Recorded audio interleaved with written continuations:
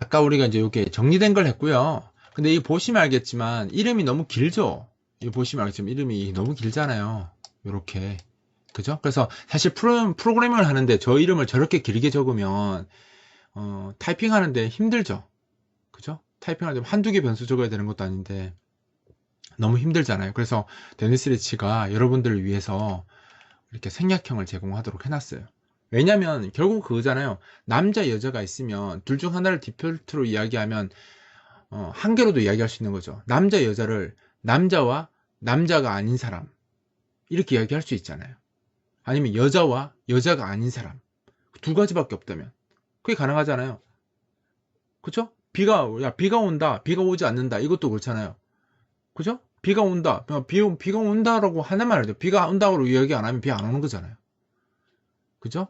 그런 것처럼 두 가지 상황을 표현하는 것 중에서 한 가지를 그러니까 두 가지 상황에서 선택하는 거면 하나는 생략 가능하다라는 거죠. 그러니까 사인드와 언사인드가 있으면 안 적으면 사인드다 뭐 이런 식의 표현이 가능한 거지. 그러면 사인드나 언사인드 둘 중에 하나는 생략이 가능하다는 뜻이에요. 그러면 생략하는 기준이 뭐냐? 이렇게 지금 보면 사인드와 언사인드가 있는데 사인드가 생략 가능하다고 이렇게 표시했잖아요. 사인드가 생략 가능하다. 이거는 어떤 기준일까요? 더 많이 쓰는 것을 생략합니다. 더 많이 쓰는 것을 생략해요. 그러니까 사인드가 언사인드보다 더 기본이라는 거죠. 그죠? 인생 다 마이너스 있습니다. 그죠? 돈만 버는 거 아니잖아요. 돈 써야 되고, 그죠? 대출도 받고. 이렇기 때문에 마이너스는 있을 수밖에 없어요. 그렇기 때문에 마이너스가 더 기본으로 생각하는 거죠. 그래서 우리가 그냥 캐릭터라고 적으면 앞에 사인드가 생략되었다고 보시면 됩니다. 아시겠죠? 그러니까 부호는 무조건 사인드가 생략된 거라고 보시면 돼요. 아시겠죠? 그리고 이제 인트는 short와 long 이렇게 두 개가 나눠집니다. 그죠? 짧은 거와 긴 거. 근데 여기서 생략을 뭘로 한다고 여기 이렇게 돼 있는데 short는 여기 왜 인트로만 돼 있지? 여기 short도 그러니까 캡처가 이렇게 됐는데 short와 long에서는 long을 생략 가능합니다. 왜냐하면 이게 이제 32비트 기준의 컴퓨터에서는 long이 기본이고요. 여러분들은 지금 쓸 수 없지만 아주 옛날에 제가 처음 프로그래밍 배울 때만 해도 그때는 16비트 기반이었거든요. 그때는 생략하면 숄트가 생략됐었어요. 그러니까 지금은 롱이 생략되고요. 예전에 16비트 사용했을 때는 숄트가 생략되었었죠. 그래서 지금은 이제 그런 기준이 없죠. 지금은 그냥 다 롱이 생략된다고 보시면 돼. 그래서 숄트는 생략 못하고 롱은 생략이 가능합니다. 그래서 롱이라고 쓰셔도 되고요. 롱은 생략해서 쓰고 그냥 인트만 적으셔도 되는 거지. 근데 이제 재밌는 건 뭐냐면 이 숄트나 롱은 캐릭터 앞에는 적을 수 없는 문자잖아요. 숄트와 롱이 나왔다는 건 반드시 뒤에 인트가 나온다는 뜻이에요. 정수 앞에만 쓸 수 있는 단어들이거든요. 키워드들이에요. 그래서 숄트만 적으면 뒤에 인트는 굳이 안 적어도 컴파일러가 인트가 온다는 걸 알 수 있어요. 그렇지 않겠어요? 그래서 short int에서는 반대로 int가 생략 가능합니다. 그러니까 short int는 그냥 short만 적으면 되고요. long int 같은 경우는 long 생략하고 그냥 int라고 적어도 되고 long이라고도 적어도 되는 거죠. 그죠? 그래서 이 세 가지가 다 생략 가능한 것처럼 되는데 셋 중에 하나는 적어야겠죠. 그죠? 안 적으면 안 되잖아요. 자료는 적긴 적어야 되니까 long을 생략할 수도 있고 int를 생략할 수 있습니다. 근데 이제 재밌는 게 뭐냐면요. 어떤 사람들은 long이라고 쓰는 사람들이 있고요. 어떤 사람들은 int라고 쓰는 사람들이 있어요. 저 같은 경우는 int를 많이 쓰는 편이고요. 저도 약간 신세대거든요. 물론 제가 92년도에 배우긴 했지만 이게 그런 거라고 보시면 돼요. 롱을 쓰시는 분들은 다 옛날 사람들이라고 보시면 돼요. 왜 그러냐면 옛날에는 숄트가 생략됐었거든요. 16비트 시스템에서는 숄트가 생략됐기 때문에 롱을 생략할 수가 없었어요. 옛날에는. 그러니까 옛날에 프로그램 하시던 분들은. 그래서 그 사람들은 생략을 숄트를 했기 때문에 롱을 반드시 적는 습관이 있었던 거죠. 그래서 나이가 좀 드신 분들은 생략을 인트를 생략하지 롱을 생략을 잘 안 해요. 그래서 옛날 소스들이나 옛날에 만들어진 시스템들은 자료형을 보시면 대부분 다 롱이라고 되어 있을 거예요. 그래서 뭐 그게 잘못된 게 아니라 그리고 왜 롱을 쓰지? 그냥 인트 쓰면 되는데 라고 생각하면 그건 잘못된 게 아니라 그때 그 흔적이 그대로 내려오고 있고 그 사람들이 아직도 프로그램하고 있기 때문에 그 습관이 어디 가겠습니까? 어차피 롱이나 인트는 똑같은데 그래서 그냥 롱이라고 쓴다고 생각하시면 돼요. 그래서 여러분들은 굳이 롱이라고 안 적고 인트라고 적으셔도 상관없습니다. 어차피 같은 크기고 같은 정보니까. 그죠? 그러니까 사인드 롱이라 적든 사인드 인트라고 적든 32비트 시스템에서는 동일하다는 뜻입니다. 그래서 자기가 저걸 보고 필요한 것만 쓰시면 되는 거죠. 그러니까 예를 들어서 뭐 사인드 쇼트 인트 적고 싶으면 다 적으셔도 돼요. 근데 뭐만 적으시면 된다는 거예요. short만 적으시면 된다라는 겁니다. unsigned short int는 어쩔 수 없이 unsigned 생략 못하고 short도 생략 못하니까 unsigned short 이렇게 쓰시면 되고, 그죠? signed long int 같은 경우는 셋 중에 마음대로 쓰면 되죠. 그냥 signed long, 그냥 long 적어도 되고 int 적어도 되고 long int 다 적어도 되고, 그죠? signed long이라고 적어도 되고 signed int라고 적어도 되고 signed long int라고 적어도 되고 조합이 제일 많이 나옵니다. 그죠? 그 다음에 이제 unsigned는 요건 생략 못하고 요 둘 중에 생략이 가능하죠. 그러면 unsigned long이라고 적어도 되고 unsigned int라도 적어도 됩니다. 그러니까 생략형이 굉장히 많이 제공되어서 마치 타입이 많은 것처럼, 그죠? 자료형이 많은 것처럼 C 언어가 비춰지지만 생각해보면 자료형은 단 두 가지라고 보시면 돼요. 캐릭터와 int. 그죠? int는 짧은 int와 긴 int 이 두 가지로 나눠진다. 요것만 기억하시면 되겠죠? 넘어갈까요? 혹시 질문할 거 있습니까? 질문할 거 있으면 질문하셔도 돼요.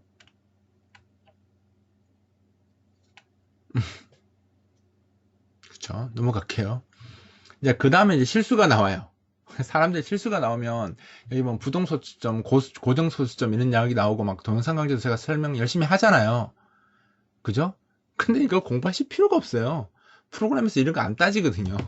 이거 하드웨어에서 다 제공하고 있고 그냥 연산은 알아서 컴퓨터 해주는 거고, 제가 아까 이야기했죠. 실수는 안 쓸수록 좋다고. 실수를 잘 배워서 잘 쓰는 게 중요한 게 아니고요. 안 쓰는 게 더 중요한 거예요. 그래서 항상 공부할 때 보면 사람들이 여기서 할 때 질문을 막 해요. 그래서 저를 고생시켜요.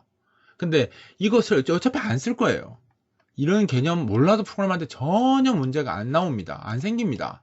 그냥 여러분들이 기억해야 될 건 그거예요. 아, 실수 쓰면 컴퓨터 느려지는구나. 그런데 정확한 표현하기 위해서는 어쩔 수 없이 실수를 써야 되는구나. 이 정도 알고 그냥 쓰면 되는 거지. 실수는 잘 공부해서 잘 쓴다는 개념이 없어요. 어쩔 수 없이 쓰는 개념인 거지. 아시겠죠? 그러니까 정확하게 쓸 때 쓰는 개념입니다. 그래서 왜냐면 여기 보면 이제 실수 표현하는 자료형이 나오고 정 보고 싶으면 제가 제 블로그에는 아마 없을 것 같은데, 이거 제가 운영하는 그 사이트 있는 거 아세요? 여기 있나? 없네. 여기 있다. 안전하지 않다고 나오는데 안전합니다. 저를 믿으세요. 제가 아주 옛날부터 2000년대 초반부터 늦게 이게 뭐지? 이게 뭐예요? 여튼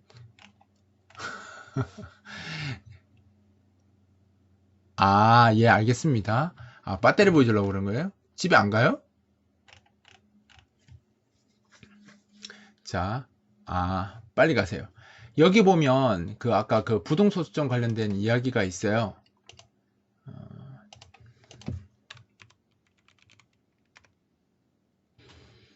여기 있습니다. 그래서 여기 내용 보면 이제 어떻게 연산하는지 알지만 소수점 하나 만들려면 그러니까 32비트 실수 하나 만들려면 이만큼의 연산을 해야 돼요. 숫자 하나 연산하는데. 그러니까 숫자 하나 표현하는데 저만큼 써야 돼요. 연산을. 숫자 하신 거 대단하다고요? 이거요? 그래서 요런 연산을 할 때 얼마나 비효율적인지 요거 한번 읽어보시면 되는데, 제가 봤을 때는 굳이 이거 공부하실 필요 없어요. 그냥 안 좋구나, 안 쓰는 게 좋겠구나, 요 정도만 기억하시면 되고요. 실수는 두 가지가 있어요. 플로트 4바이트 실수가 있고요, 8바이트 실수가 있는데 유효자리 숫자 자체가 다르기 때문에 정확한 연산할 거면 그냥 더블 쓰시는 게 나아요. 플로트 쓰면 숫자 오차가 있어서 여러분들이 원하지 않는 값 나오는 경우가 종종 있어요. 그리고 실수 썼다는 건 뜻은 뭐예요? 정확도를 높이겠다는 거기 때문에 그냥 더블 쓰는 거 추천합니다. 나중에 보통 더블 쓰면 막 큰 숫자 다르고 막 그러기 때문에 괜히 플로트를 했다가 나중에 낭패 보는 경우가 많습니다. 그러니까 아예 그냥 안 쓸 거면 안 쓰는 거고 쓸 거면 더블 쓰는 게 나중에 고생 안 합니다. 아시겠죠? 되셨죠? 그래서 자령을 제가 보면 정수는 실컷 설명해놓고 실수는 대충 설명하죠. 그러니까 실수는 플로트하고 더블 이 두 가지가 있다고 아시면 되고요. 정수는 아까 그렇게. 그러니까 정수를 쓰라고 지금 제가 강조를 많이 하는 거예요. 실수는 가능하면 쓰지 말고 피해가라. 뭐 그런 겁니다. 또 어쩔 수 없이 쓸 때는 써야겠죠. 그쵸?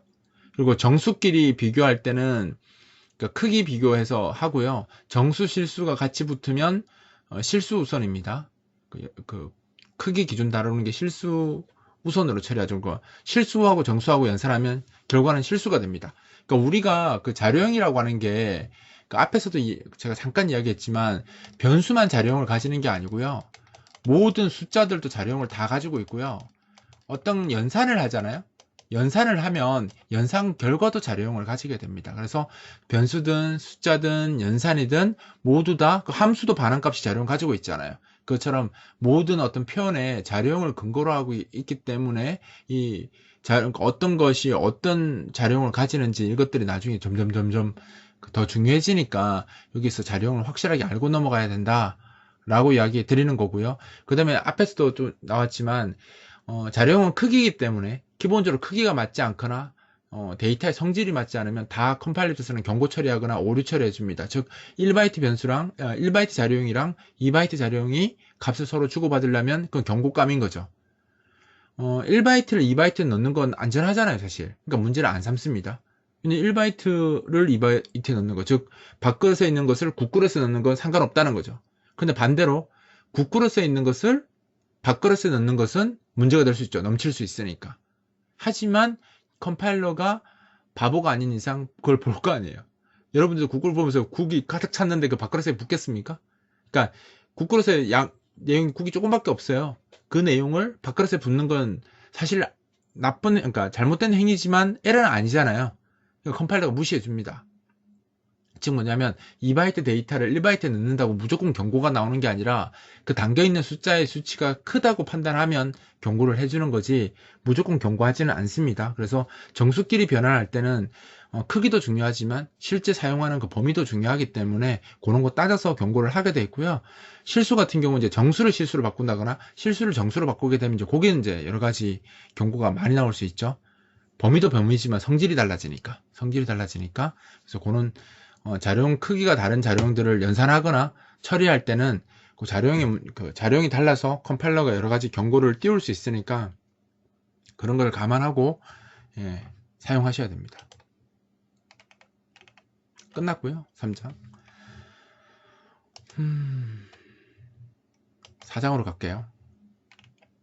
상수와 변수. 뭐 상수는 그러니까 상수라는 의미 자체가 변하지 않는 수 이런 게 뭐냐면 모든 판단에는 기준이라는 게 있어야 돼요. 그죠? 누군가가 이야기를 하려면 그 사람들이 생각하는 뭔가에 대한 가치가 동일해야지 판단을 할 수 있잖아요. 둘이 거래를 하는데 둘이 어떤 거에 대한 판단 기준이 다르면 그 거래가 되겠어요? 다르면 안 될 거 아니에요. 그죠? 그래서 그 판단 기준이 되는 어떤 기준값을 상수라고 합니다. 그래서 상수는 변하지 않고 그 가치 또한 변하지 않는 게 상수라고 보시면 돼요. 그래서 C 언어는 크게 세 종류의 상수를 제공하는데 숫자형 상수와 문자형 상수 그리고 문자열형 상수 이렇게 해서 세 가지를 제공한다고 보시면 돼요. 숫자형 상수는 우리가 일반적으로 생각하는 그 상수예요. 우리가 쓰는 여기 보시면 나오죠.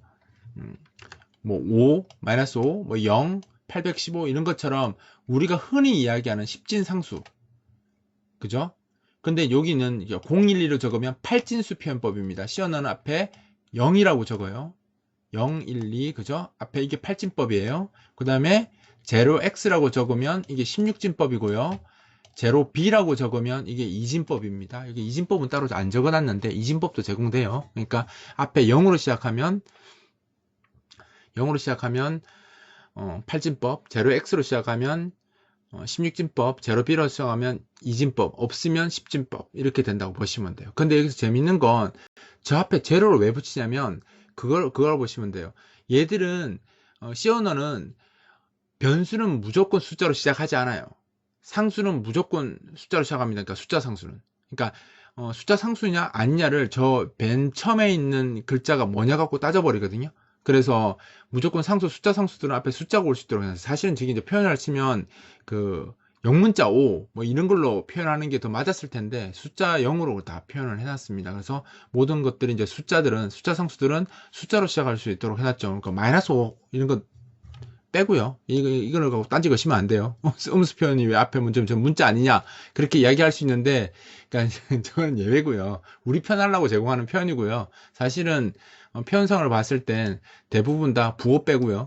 숫자를 쓸 수 있도록, 정수형 상수는 숫자를 쓸 수 있도록 해놨습니다. 자, 그럼 여기서 동영상 강좌에서 나올 것 같은데 잠깐 언급하고 가면요.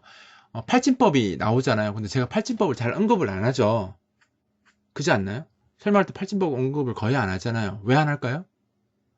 지금 시대는 안 쓰거든요. 팔진 표현을. 지금 시대는 16진법이나 10진 표현 쓰지 팔진 표현을 쓰지 않습니다. 왜 그럴까요? 제가 뭐라든가요? 동영상에서?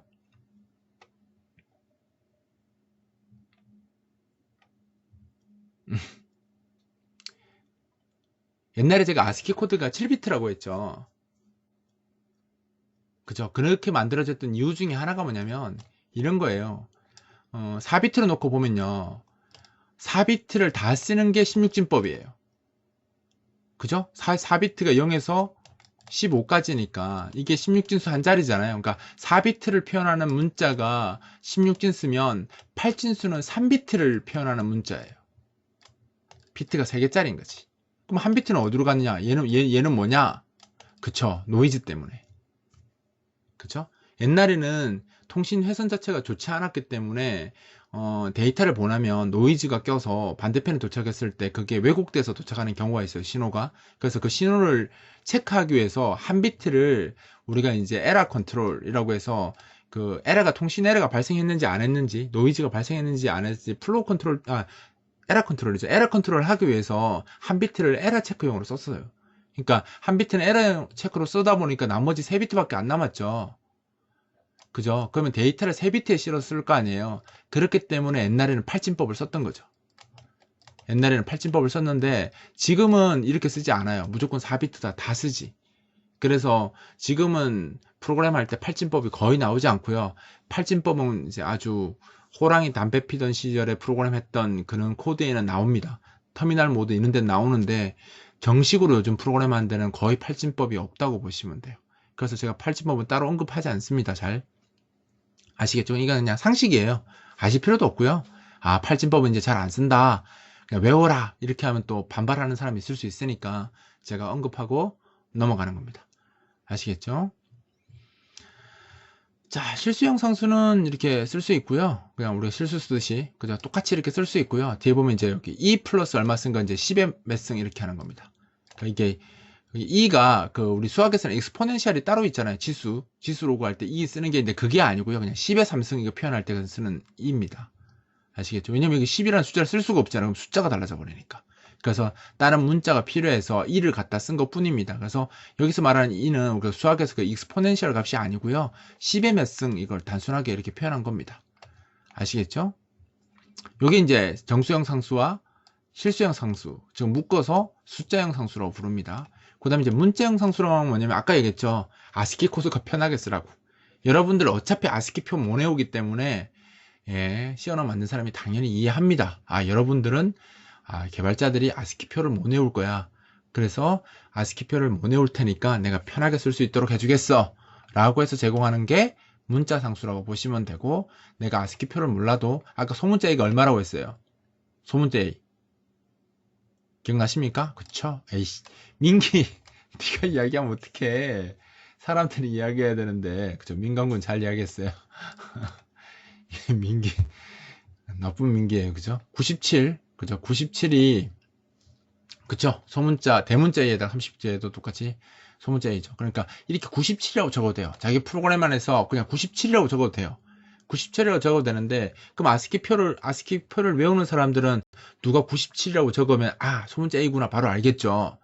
그런데 아스키 표를 모르는 사람들은 갑자기 뜬금없이 97을 누가 쓰면, 저건 뭐지? 저 97의 의미가 뭐야? 이렇게 생각할 수 있다는 거죠. 그러니까 프로그램에 대해서 이제 가독성이 떨어진다라고 이야기하죠. 그래서 여러분들이 알아도, 여러분들보다 못한 사람들을 위해서 97이라고 적는 것보다는 이렇게 적어주는 게 가독성이 더 높아지고 나중에 관리하기도 더 좋다.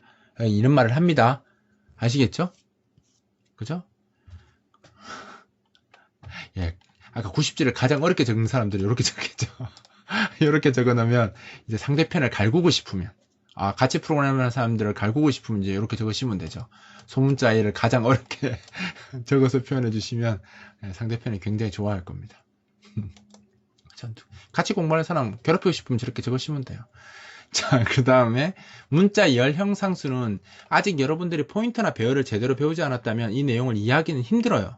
그죠? 근데 이제 그냥 설명만 한다면 문자의 그룹이다. 문자의 그룹이다. 특징은 문자의 그룹 끝에 0으로 끝난다. 이 0은 널 문자이다. 아스키 코드 0번을 널 문자라고 합니다. 나중에 배우겠지만 널과 널 문자는 다릅니다. 널이라고 적으면 주소가 0번지라는 뜻이고요. 널 문자라고 이야기하면 아스키 코드 값이 0인 문자를 널 문자라고 합니다. 그러니까 그냥 다 널이라고 이야기하시는 분들 많은데 그 널과 널 문자는 의미가 다르니까 다르게 구분해서 사용하는 게 혼선이 없겠죠. 그죠? 그래서 보통 문자열 상수, 문자열형 상수는 맨 끝에 널 문자가 들어간다 라고 생각하시기 때문에 여러분들이 생각하는 문자보다 1바이트 메모리가 더 필요합니다.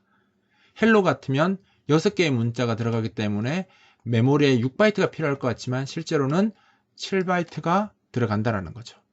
널 문자 때문에. 그죠? 그래서 문자를 그룹 지은 게 이제 문법이 상수가 문자 열형 상수가 되는 겁니다. 그럼 이제 문자 집합이라고도 얘기하는데 문자 집합과 문자 열은 약간 차이가 있어요. 문자 집합이 문자 열보다는 조금 더 큰 개념입니다. 어떻게 생각하면 둘 다 그룹이잖아요. 문자 그룹을 말할 때 문자 열이라고도 하고요. 문자 집합이라고 합니다. 그러니까 문자 열은 C 언어가 제공하는 문법이고요. 문자 집합은 통용하는 그냥 이야기입니다. 즉 무슨 말이냐면 문자가 그룹 지어지면 그게 문자 집합이에요. 그러면 문자 집합이랑 문자 열이랑 뭔 차이가 있냐면 문자 열은 끝이 널 문자로 끝난다는 정의가 딱 박혀 있는 거고요. 문자 집합은 말 그대로 문자가 몇 개 있다, 그룹 지어져 있다. 이기 때문에 끝에 널 문자가 없을 수도 있습니다. 그러니까 지금까지 쓴 문자열은 대부분 끝에 널 문자가 있는 걸로 생각하시지만 나중에 이제 좀 더 프로그램을 많이 배워서 좀 더 실력이 좋아져서 쓰게 되면 문자열이 아니라 그냥 문자 집합으로 쓰는 경우도 있습니다. 즉 문자열 끝에 꼭 널 문자가 있어야 되는 건 아니라는 뜻입니다. 지금은 널 문자가 무조건 있다고 생각하셔야 되고 나중에는 널 문자가 없는 것을 쓰게 될 텐데 그때는 이제 문자열이라고 안 하고 그냥 문자 집합이라고 이야기하시면 됩니다. 아시겠죠? 지금은 그냥 문자열이라고 생각하고 끝에 널 문자 온다고 생각하시면 돼요. 그죠? 나중에 이런 말 안 하고 나중에 문자 집합 얘기하면 와 그때 거짓말했네 뭐 이런 말 할 수 있으니까 지금 제가 미리 민지 거짓말 아니라고 변명하는 겁니다. 기억하세요. 자, 그 다음에 변수. 그때도 얘기했지만 변수가 결국은 뭐예요? 컴퓨터에서 제가 얘기했잖아요. 변수라는 게 원래 주소 적어야 되는데 주소 적으니까 자꾸 실수하고 숫자를 적으니까 자꾸 실수하잖아요. 그래서 실수하지 않도록 제공하는 C 언어 문법에서 제공하는 문법이 바로 변수입니다. 즉 주소를 사람들이 말하는 식별자, 그죠? 우리가 말하는 단어, 영어 단어로 쓸 수 있도록 해주는 것이 변수이고 변수는 주소니까 결국은 메모리에 접근할 때 필요한 3대 요소가 뭐라고 했어요? 주소, 크기, 값인데 값은 계속 바뀌니까 주소 크기가 중요하죠. 주소를 대표하는 게 변수고요. 크기를 대표하는 게 자료형이죠. 따라서 변수가 나오면 같이 따라 나오는 내용이 뭐겠어요? 변수는 주소니까 주소가 나오면 따라오는 내용이 뭐겠습니까? 크기가 무조건 따라와야 되죠. 그래서 보통 자료형하고 같이 사용합니다. 그래서 변수를 선언한다 라고 하는 것은 이렇게 자료형과 묶어서 표현하는 거죠. 크기와 그죠? 주소를 함께 표현하는 방식이 변수를 선언한다 라는 거고 저거의 의미가 뭐냐면 컴파일러한테 얘기하는 겁니다. 자료형은 실제로 기계에 존재하지 않기 때문에 컴파일러한테 얘기하는 거죠. 나 4바이트 부호를 고려하는 4바이트 정수를 쓰고 그 주소를 n이라고 하고 싶어 라고 이야기하는 거죠. 그럼 이건 어떻게 되겠습니까? 나는 4바이트 크기의 실수를 쓰고 싶다 라고 그리고 그 주소를 r로 치환해서 쓰겠어 라는 뜻이 되는 거죠. 둘 다 4바이트이고 하나는 정수를 다루는 거고 하나는 실수를 다루는 거죠. 즉 내가 컴파일러한테 어떤 크기의 메모리를 어떤 위치, 어떤 이름으로 쓰고 싶다라고 하는 거죠. 뭐 우리가 이렇게 하면 저 크기에 따라서 컴파일러가 구획 작업을 하고 번호도 다 배정한 후에 그 번호를 이제 개발자는 모르니까 주소가 얼마로 됐는지를 모르니까 그 주소를 쓰고 싶을 때 n과 r로 쓰게 되는 거죠. n과 여기 나오죠. n하고 r로 쓸 수 있도록 도와주는 것이 컴파일러 역할인 거죠. 즉 이제 요걸 한번 적어보면 그런 거예요. 우리는 이렇게 적는데 컴파일러는 어떻게 하냐면 메모리가 이렇게 있으면 여기에 n이 위치하는 공간을 만들어주고 그 다음 위치에 r이 위치하는 공간을 컴파일러가 미리 구획을 하는 거예요. 그럼 만약 여기가 100번지라고 가정한다면 여기 몇 번지겠어요? 100, 101, 102, 103, 이게 104번지겠죠? 그렇지 않습니까? 100번지와 104번지가 배정이 되어 있고 내가 이제 100번지를 쓴다는 건 내가 배정 안 했으니까 나는 알 수가 없잖아요. 이거 내가 배정 안 했잖아요. 컴파일러가 배정을 이렇게 해준다는 거예요. 4바이트 크기로. 계산을 자기가 알아서. 그럼 나는 이걸 쓰고 싶어.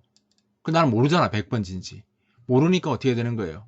나는 n을 쓰고 싶어 라고 적어 넣으면 이제 컴파일러가 얘가 이 앞에 있는 걸 쓰고 싶어 하는구나 하고 이 n을 뭘로 바꿔주는 거예요. 나중에 100이라는 숫자로 주소로 바꿔주는 거고요. 나중에 내가 r이라고 적으면 얘가 104번지에 있는 값을 쓰고 싶어 하는구나 라고 해서 104라는 숫자로 바꿔주는 거죠.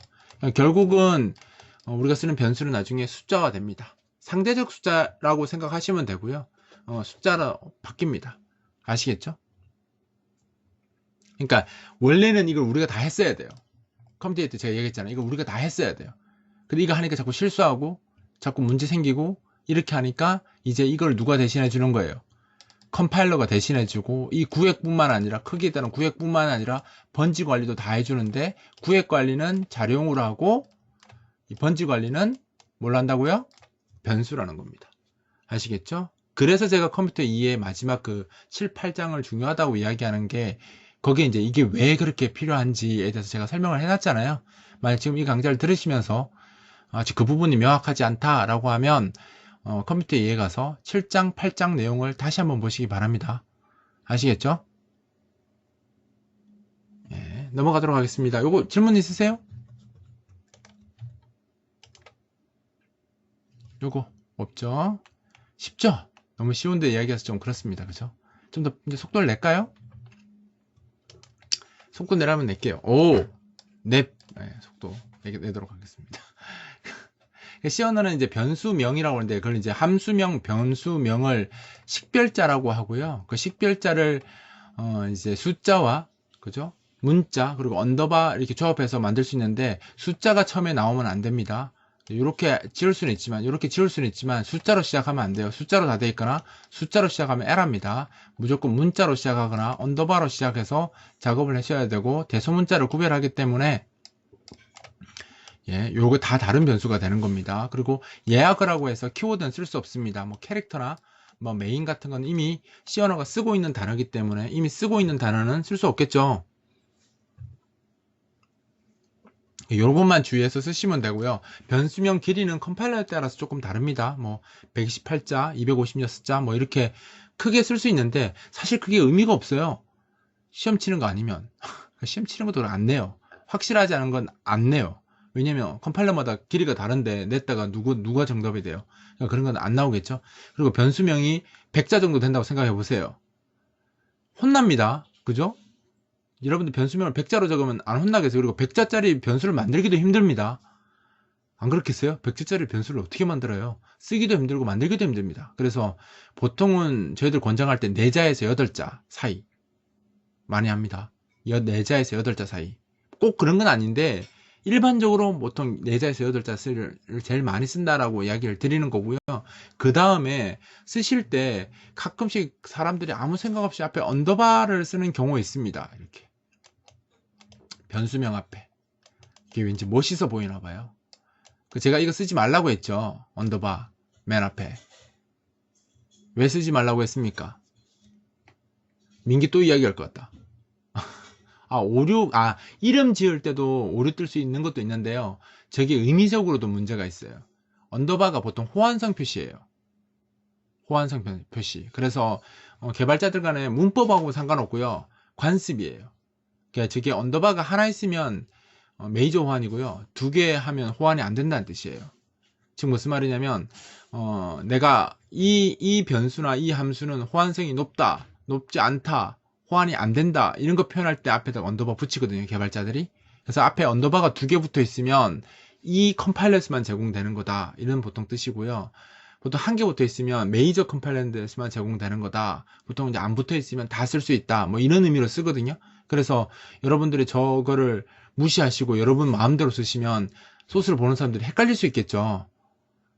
그래서 관습은 지켜주시는 게 좋아요. 물론 뭐 관습 뭐 타파하셔도 상관없죠. 타파하셔도 상관없는데 욕먹을 수 있습니다. 그러니까 가능하면 뭐 쓸데없는 걸 욕먹을 필요는 없잖아요. 그러니까 아무 의미 없이 앞에다가 언더바 막 붙이는 그런 행위는 안 하시는 게 좋습니다. 예를 들어서 비주얼 스튜디오 같은 경우에는 우리가 롱롱 인트 쓰려면 길게 적어야 되잖아요. 64비트 인트가 롱롱 인트거든요. 이게 제공이 돼요. 너무 길죠. 그래서 MFC, 그러니까 비주얼 C 같은 경우는 언더바 인트 64라는 자료용을 따로 제공을 합니다.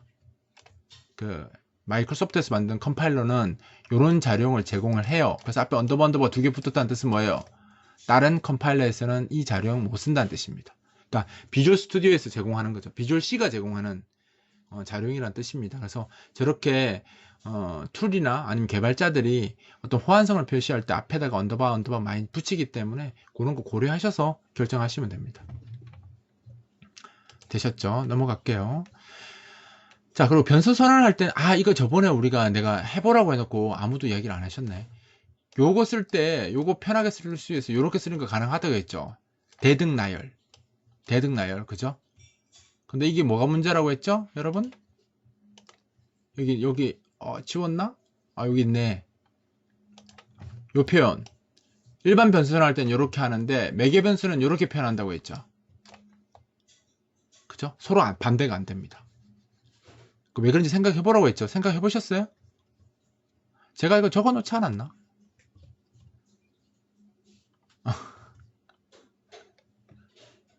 사실 컴파일러를 잘 만들면 못 만들 것까지는 아니에요. 근데 이제 자율도 자체가 여기 있는 건 사실 변수 선언이라고 이 변수 선언 룰을 위배한 거죠, 이게 틀린 표현 맞습니다. 그러면 이거 왜 틀렸는데 돼요? 이거는 변수 선언이 아니라 매개 변수 선언 표현을 따로 가지고 있는 거예요. 그러니까 이 함수 표현이라는 문법의 서브 문법인 거죠. 그러니까 이거는 변수 선언이 맞는데 변수 선언 명령문이 맞는데 이 표현은 변수 선언 표현이 아니고요. 이 함수의 구성 요소일 뿐인 거예요. 그러니까 함수가 사용하는 구성 요소로 표현한 거지 이걸 변수 선언하고 동일한 표현으로 생각하시면 안 된다는 거죠. 그죠? 그래서 여기 뒤에 세미콜론이 없잖아요. 세미콜론 없죠. 세미콜론 있는데. 그러니까 얘는 뭐냐면 요게 다 독립 명령문이 아니고요. 함수라는 이 문법에 포함된 구성 요소로 보는 게 맞는 거죠. 그래서 얘는 각각의 변수들을 자료형과 변수명을 다 직접 나열하는 방식을 사용해야 됩니다. 그러니까 이건 우리가 엄격하게 말하면 변수 선언이라고 안 보여요. 함수라는 문법의 구성 요소로 보는 게 맞습니다. 그럼 여기서는 왜 이렇게 쓰면 에러 날까요? 캐릭터 A, 캐릭터 B라고 쓰면 왜 에러가 날까요? 이게 왜 에러입니까?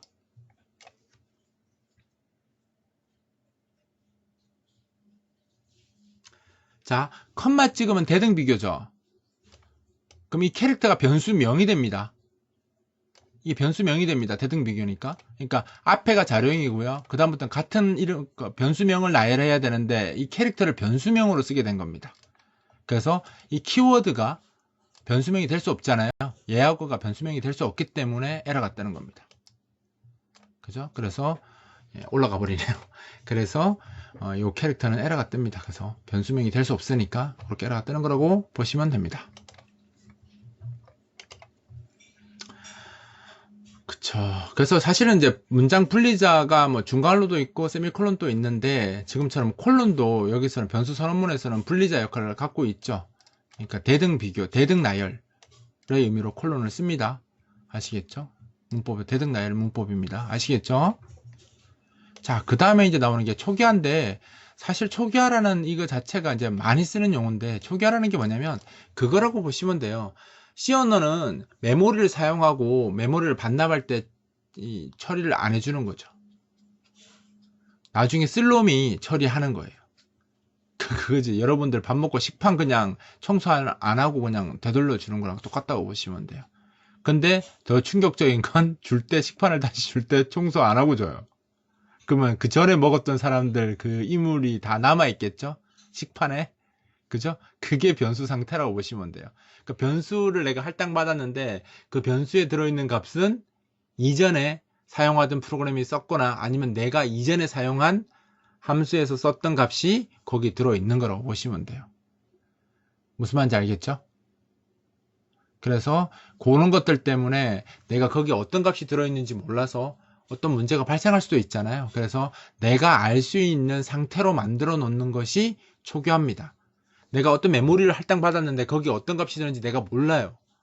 그러면 더하기나 뺄셈을 할 수 있겠습니까? 무슨 값이 있는지 모르는데 애매하잖아요. 그래서 내가 알 수 있는 값으로 만들어 놓는 게 바로 초기화고, 보통은 이제 0을 넣죠. 0, 그러니까 모든 값을 초기화할 때 0을 넣어야 되는 건 아닙니다. 근데 일반적으로는 기준값이 0이니까 0을 넣어서 초기화를 합니다. 보통은. 되셨죠? 그죠? 그렇게 작업을 합니다. 뭐 초기화하는 방법은 쉽습니다. 여기 표현하듯이 이거 는 해서 이렇게 쓰시면 돼요. 는 해서 쓰시면 됩니다. 그러면 사람들이 이제 이야기하는데, 그럼 이렇게 쓰는 거랑 int value 쓰고요. value라고 생각할게요. value는 0 이렇게 쓰는 게 차이가 있나요? 라고 묻는 사람들이 있거든요. 이런 경우에는 차이가 없습니다. 초기화라고 해서 뭐 특별하게 코드가 짧게 나오고 하는 거 없습니다. 요런 코드는 둘이 기계가 똑같습니다. 똑같아요. 그러니까 말 그대로 컴파일러가 여러분들한테 편하게 쓰라고 제공하는 게 초기화 문법이에요. 그렇기 때문에 특별하게 초기화가 달라지는 문법들이 있습니다. 배열 배우고 막 이러면 달라지는데 지금 일반 변수의 초기화는 똑같습니다. 그러니까 초기화를 쓰나 초기화를 안 쓰나 결과는 똑같습니다. 그러니까 요렇게 두 줄 적으셔도 되고요. 이렇게 적으셔도 되고 이제 개발자의 선택의 문제인데 어떤 게 편하겠어요?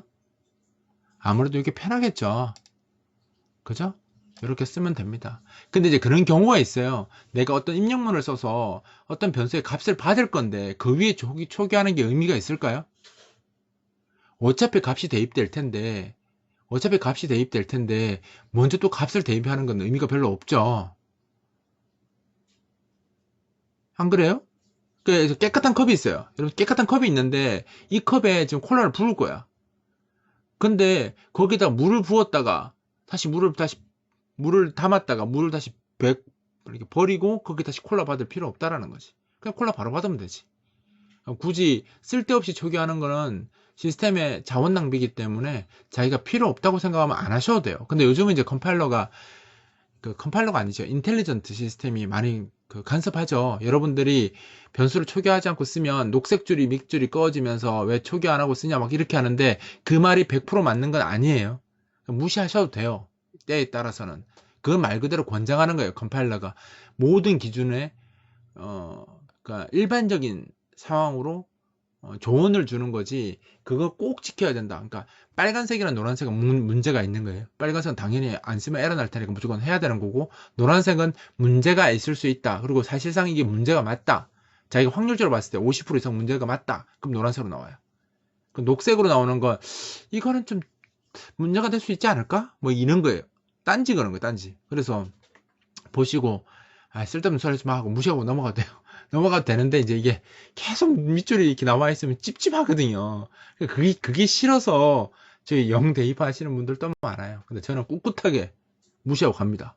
꿋꿋하게 제 코드를 보면 녹색 줄 꺼져 있어도 꿋꿋하게 개무시하고 그냥 컴파일러 에이 무시하고 그냥 넘어갑니다. 그러니까 그는 뭐 이제 개발자가 자기가 판단하시면 되는 거예요. 괜히 뭐 쓸데없는 코드 넣을 필요 없잖아요. 그것도 다 명령문인데. 그 16진수 비교하는 건 앞에서 했었죠. 요거 잘 기억해서 그죠? 요렇게 쓰는 거 연습하셔야 된다. 어차피 해야 될 거 눈 딱 감고 연습하세요. 그죠? 넘어갈게요. 이거는 이미 했으니까 이거 나오죠. 그죠? 비교하는 방법 어떻게 하는지 8의 자리 8, 4, 2, 1 더해서 계산하는 거 그죠? 요거 이렇게 연습을 잘 하시면 됩니다. 몇 번씩 해보세요. 아시겠죠, 여러분? 넘어갑니다, 이거. 자, 그 다음에 이제 변환하는 거 이제 숫자 이제 요약이 나오죠. 근데 사실은 이제 머리 좀 좋으시면 그냥 이거 통으로 외워버리면 끝나요. 통으로 외워버리면 끝나는데, 사실 외울 필요도 없죠. 그냥 조금만 하면 누구나 다 할 수 있어요. 사실 힘든 건 어디만 힘들어요. 얘들이 좀 힘들거든, 얘들이. 제일 힘든 애들, 얘들. 사실 12도 그렇게 힘들지 않죠, 그냥. 8 더하기 4라서. 이런 애가 조금 힘들 수 있어요. 11이나 13 같은 애들. 근데, 그것도 뭐 따져보면 별 힘든 것도 아닌데, 뭐, 약간 힘든 척 하는 거지. 사실 이런 숫자가 힘들긴 하죠. 계산하라고 하면. 근데 뭐, 몇 번 해보면 누구나 다 잘할 수 있다. 입니다. 아시겠죠? 요거 혹시 질문할 거 있어요? 사실 진법 변화는 저번에 했기 때문에 굳이 안 해도 되겠죠, 여러분? 그죠? 그러면 4장 또 끝났습니다. 5장 갈까요? 시간이 좀 있어서 5장 할게요. 함수. 함수. 함수, 그죠? 함수 아까가 아니죠. 둘째 시간 때 이야기했죠. 우리 저번 시간인가? 첫 시간 아니죠. 두 번째 시간 때 이야기했죠. 함수 제가 뭐라고 했어요? 함수는 동사이다. 그죠? 사용자가 정의한 동사이다. 근데 만들어질 때는 그렇게 만들어졌을지 모르지만 사람들이 쓸 때는 코드의 재사용성이 높고 뭐 코드를 그룹 지어서 뭐 어쩌고 저쩌고 막 이런 말 많이 나오잖아요. 진실은 동사 역할을 하는 것을 만들려고 제공을 한 거고, 더 큰 진실은 제가 뭐라고 합니까? 동영상에서 여러분들 보셨죠? 그 3기 영상에 보면 뭐라고 나와요? 뭐라고 나와요?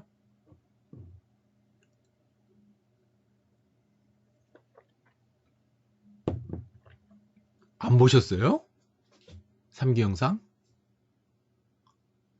함수 안 보셨어요? 유지보수 때문에 한다고 했잖아요. 변화에 대처하는 기술이다. 결국은 C 언어가 구조화된 언어죠. 그럼 C 언어에도 전에도 언어가 있었을 거 아니에요. 프로그래밍 언어가 있는데 왜 C 언어가 나오면서 구조화된 언어로 나왔냐면, 그 구조화라는 것 자체가 왜 필요하냐면 바로 변화에 대해서 대처하기 위한 거예요.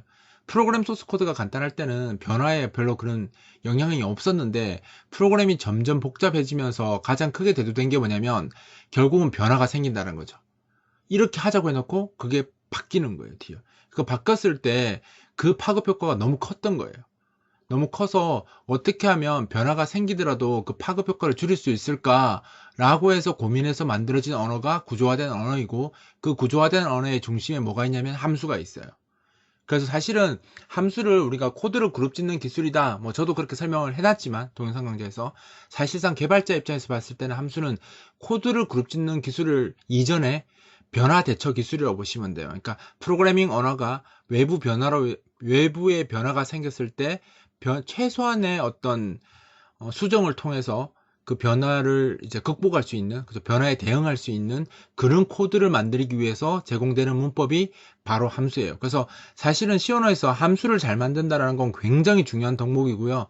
실력이 좋으냐 나쁘냐가 여기서 갈려요. 그러니까 사람들이 프로그래머 C 언어 배우면 다들 포인트가 어렵다고 하는데, 사실은 실력이 좀 좋아지면 진짜는 함수에서 결정나요. 그래서 함수를 얼마나 잘 만드느냐, 이게 프로그램 전체에 미치는 영향이 굉장히 크거든요. 그래서 사실 함수를 굉장히 중요한데 사람들이 너무 쉽게 생각하고 넘어가는 경향이 좀 있습니다. 그래서 함수를 생각할 때는, 그러면 그런 거죠. 그룹을 안 지으면 함수를 안 만들어야 되느냐, 그런 게 아니에요. 한 줄이라고 하더라도, 어떤 명령이 한 줄이라고 하더라도 이 한 줄의 명령이 나중에 변화가 생길 가능성이 있다라고 판단되시면 그 한 줄의 명령을 함수로 만드셔야 돼요. 그래야지만 나중에 후환이 없습니다. 그래서 C 언어는 함수를 그냥 많이 만들면 좋지. 그럼 함수는 많이 만들어주는 게 나중에 네가 어떤 문제가 생겼을 때 대응하기 좋아 라고 권장만 해요. 권장만 하기 때문에 사람들이 함수를 만들면 더 귀찮거든요. 당연히 사실 빌트인 데이터 타입 쓰는 게 그러니까 연산자를 쓰는 게 훨씬 편해요. 연산자를 쓰는 게 훨씬 편한데, 이게 이제 나중에 변화가 생겼을 때 문제가 커지기 때문에 함수를 만들어 쓰면 좋은 건 누구나 다 아는 사실이지만 귀찮아서 안 쓰죠, 함수를. 그래서 나중에 P를 보죠. 그래서 나중에 C++ 언어 같은 거 배우면 함수를 강제해서 쓸 수 있는 문법들이 나와요. 무조건 함수를 쓸 수밖에 없게 문법을 구성을 해놨어요, 걔들은. 그래서 C++ 가면 나중에 유지보수가 더 좋아진다는 것 중에 하나가 C++는 권장이 아니라 강요고요, 함수를. C 언어는 권장이에요. 그냥 개발자 덕목이다. 개발자가 만들고 싶으면 만드는 거고 만들기 싫으면 안 만들어도 되는 거다 라고 생각하지만, 여러분들이 프로그램을 정말 제대로 배우려면 함수 만드는 거를 귀찮다고 생각하시면 안 돼요. 함수를 최대한 많이 만드는 연습을 하셔야지 좋은 개발자가 될 수 있습니다. 아시겠죠? 아시겠죠, 여러분? 썰이 많았습니다. 자, 뭐 여기 보면 나오죠. 여기 이제 여기는 그렇게 써놨어요. 제가 이제 책이나 뭐 예전에 설명할 때는 이제 원론적으로 뭐 다 똑같잖아요. 다 이렇게 설명하니까 이렇게 안 하면 또 욕을 먹어요. 그래서 예, 일반적으로 설명한 대로 설명해놨는데 원칙은 그거예요. 변화대체 기술이 함수이고요. 일반적으로 설명하면 그렇습니다. 함수는 이제 여러 가지 행위를 표현할 때 그 행위들이 연결되어 있는 경우가 많잖아요. 그럼 여기 이제 그림처럼 물을 마신다라고 하면 그냥 물을 어떻게 마시겠어요? 물을 마시려면 컵도 가져와야 되고 그 컵에다 물을 받아야 되고 그리고 그 받은 물을 마시는 거잖아요. 즉 무슨 말이냐면 어떤 명령이 하나로 단일 명령으로 끝나는 경우도 있지만 연속으로 이루어지는 표현들 있죠. 소위 말하는 매크로 같은, 그죠? 그러니까 순서대로 뭔가 이렇게 딱딱딱딱 넘어가는 그런 표현들을 하나로 묶는 게 함수라는 개념이고, 이 함수를 정의하는 방법은 제가 두 번째 시간 때 했었죠. 함수 만들 때 왜 연산자를 add 함수를 그러니까 더하기 연산자를 add 함수로 바꾸는 과정 제가 쭉 설명하면서 설명했었잖아요. 그죠? 그죠? 근데 그렇게 설명하는 게 사실 맞거든요. 맞는데 이제 여기는 이제 의미상으로 이야기하는 거예요. 다른 내용이 아닙니다. 같은 내용인데 의미상으로 좀 설명하는 겁니다. 그러니까 어떤 행위를 하나로 적으면 불편하니까 그것을 하나로 묶어 놓고 이제 그거를 물 마시기 작업 이렇게 정해 놓으면 나중에 물 마시기 작업을 해 이러면 끝나는 거잖아요. 매번 야 컵 가져와, 컵 물에 따라, 그리고 마셔 이렇게 매번 이야기하면 너무 힘들잖아요. 사람도 그렇고 컴퓨터도 그렇고 너무 이게 좀 그렇잖아요. 그래서 그런 표현들을 컴퓨터는 안 불편하죠. 컴퓨터는 뭐라도 잘하니까. 사람이 불편합니다. 그래서 사람이 그렇게 말하는 거 불편하니까 그런 연속된 작업을 하나의 태그를 달아서, 그죠? 하나의 이름을 줘서 하나의 어떤 행위로 결정해 버리면 나중에는 그렇게 일기에 하나하나씩 말할 필요 없이 그냥 물 마시기 작업을 해 요렇게 하면 끝나잖아요. 그죠? 그래서 이렇게 개별적으로 나누어져 있던, 그죠? 개별적으로 나누어져 있던 작업을 하나의 작업으로 정의해서 나중에 물 마시기를 하자라고 하면 그 세 가지 행위가 한꺼번에 일어나는 걸로 컴퓨터가 번역해 주기 때문에 사용하기가 개발자가 편하죠. 그래서 이렇게 하기 위해서 함수가 필요하다라고들 설명합니다. 기본적으로는. 되셨나요? 넘어가 되겠죠, 이거? 자, 그래서 이제 C어는 이제 함수 정의하는 것들이 나오죠. 그러니까 이름 짓는 거, 그죠? 여기 매개 변수, 그죠? 여기 이제 코드 이렇게 하고 어떻게 한다고 했어요? 아이고 잘못 눌렀다. 자, 그리고 이제 뭐 이거 그림으로 하는 건 굳이 이렇게 안 해도 되겠죠. 제가 그때 두 번째 시간에 때 설명하는 게 기억하시는 게 나아요. 그게 요 내용이죠. 요거, 그죠? 매개 변수로 넘어온 값을, 그죠? 전달받은 값을 어떤 연산을 통해서 결과를 내고 그 결과를 반환해 주는 거죠. 그때도 얘기했지만 반환은 C 언어는 한 개밖에 반환을 못하기 때문에 어떻게 한다고 했어요? 반드시 return이라는 키워드를 써서 그 sum 함수 안에 있는 어떤 값을 최종 반환 값으로 쓸 것인지를 명시를 해줘야 되는 거죠. 그래서 이 return을 쓰고 값을 쓰면 이 값이 반환이 되는 거고, 그 값도 이 함수의 최종 결과이기 때문에 모든 결과에는 뭐가 있어야 돼요? 자료형이 있어야 되기 때문에 반환형이라고 하는 이 인트를 그러니까 꼭 인트를 적어야 되는 거 아니죠. short 적어도 뭘 적어도 상관없습니다. 그리고 안 적으면 뭐가 생략된 거라고 했어요? 안 적으면 int가 생략된 겁니다. 그래서 나중에 sum이라고 했는데 에러가 안 나요. 그 앞에 int가 생략된 거라고 보시면 됩니다. 아시겠죠? C 언어는 자료형 생략되면 다 int로 봅니다. 아시겠죠? 넘어갑니다. 질문 없으면 쭉쭉쭉 넘어갈 거예요. 자, 그래서 이제 우리가 이제 용어를 좀 알아야 되는데, 사실은 호출자, 우리는 이제 그러게 호출자, 이게 호출자고요. 메인 함수가 호출자잖아요. sum 함수가 피호출자, 불려준 함수. 그죠? 이게 보통 호출자와 피호출자 이렇게 이야기합니다. 근데 영어로는 콜러와 콜리. 그 콜러는 많이 들어보셨을 텐데 콜리라는 단어는 잘 못 보셨죠. 그죠? 피 호출자를 콜리라고 하고요. 호출자를 콜러라고 합니다. 그러니까 콜러가 콜리를 호출하는 거죠. 그죠? 그래서 나중에 용어도 알아야지 사람들이랑 이야기하면서 소통이 될 거 아니에요. 그래서 콜러, 콜리 뭐 이 정도는 알고 계셔야 됩니다. 아시겠죠? 그래서 이제 우리가 함수를 정의한다, 그리고 함수를 사용한다, 뭐 이런 용어를 쓰는 거죠. 자, 그러면 이제 콜러를 쓰면 사실은 이제 그림에서 봤을 때는 뭔가 이렇게 호출하는 구조처럼 이렇게 되어 있지만 사실 이 구조는 C 언어가 만든 구조예요. 그러니까 기계어로 바뀌면 어떻게 되겠어요? 예, 알겠습니다. 기계어로 바뀌면 어떻게 되겠어요? 그러니까 순차적으로 쭉 나열되는 코드라고 보시면 돼요. 근데 이제 C 언어가 이렇게 구획해서 사람들이 한순간에 어떤 생각을 한 가지만 할 수 있도록 해주는 게 함수의 또 다른 특징이거든요. 그러니까 아까 변화 대체 기술이 함수라는 건 기본이고 코드를 그룹 지을 수 있다. 그럼 코드를 그룹 짓는 장점이 뭐냐? 재사용성이 좋다. 뭐 이런 말을 하죠. 근데 그 외에 함수의 또 다른 장점이 뭐냐면 어떤 순간에 생각해야 될 범위를 줄여주는 게 함수의 특징 중에 하나예요. 그게 무슨 말이냐면 아주 넓은 건물이 있는데 그 건물에 벽이 없다고 생각해보세요. 내부 벽이 없다. 한 50평 되는 건물에 내부 벽이 없고 한 100명 들어있다고 생각해보세요. 거기 혼잡해서 뭐 할 수 있겠습니까? 정신 사나울 거 아니에요. 그죠? 그런데 만약에 그 50평 되는 거에다 파티션을 막 잘게 나누어서 방을 엄청 많이 만들고 그 방에 사람들 나눠 넣었잖아요. 그러면 혼잡도가 줄겠죠.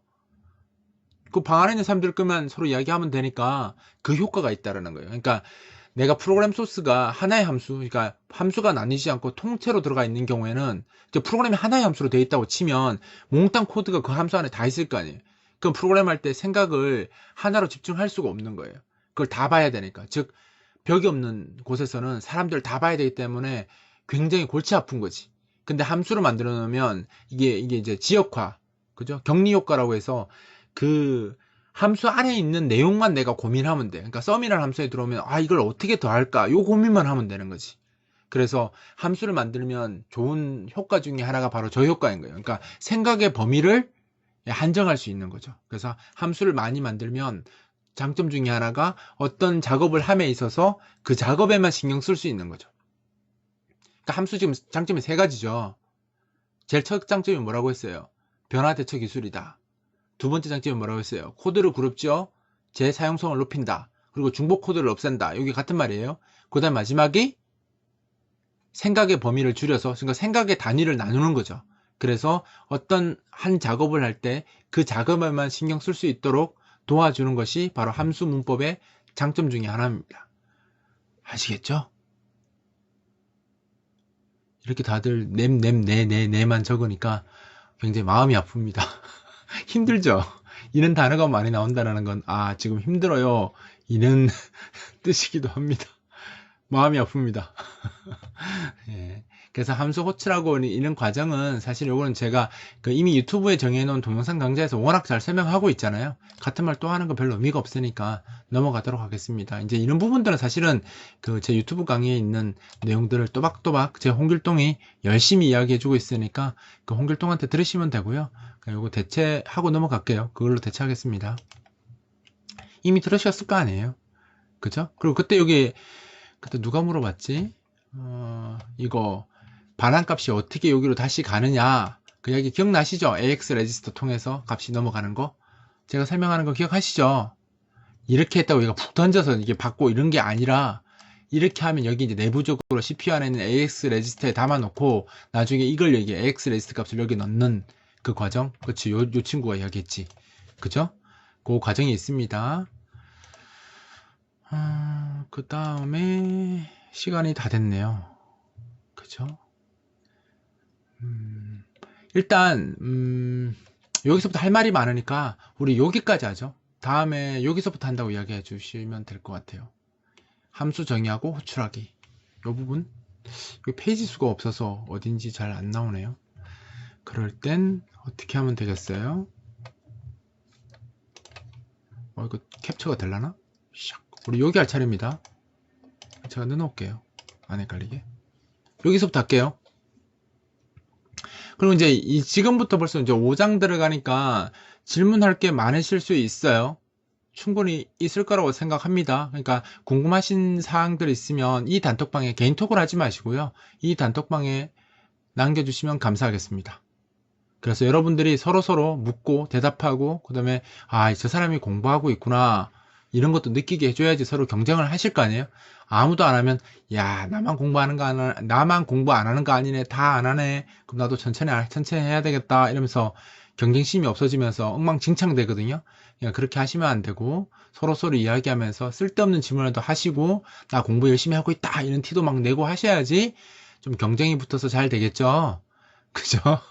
이상한 오래 띄워놓지 마시고, 그죠? 네, 여러분들 서로서로 질문 많이 하십시오. 그럼 제가 보충 수업도 해드릴 수 있습니다. 열심히 하시면. 그러니까 열심히 하도록 합시다. 뭐 질문 따로 없겠죠? 이 정도는? 그죠? 일단 끊고 질문하실 거 있으면 질문하시고, 일단 나가지 마시고 잠깐 기다려주세요. 끊겠습니다.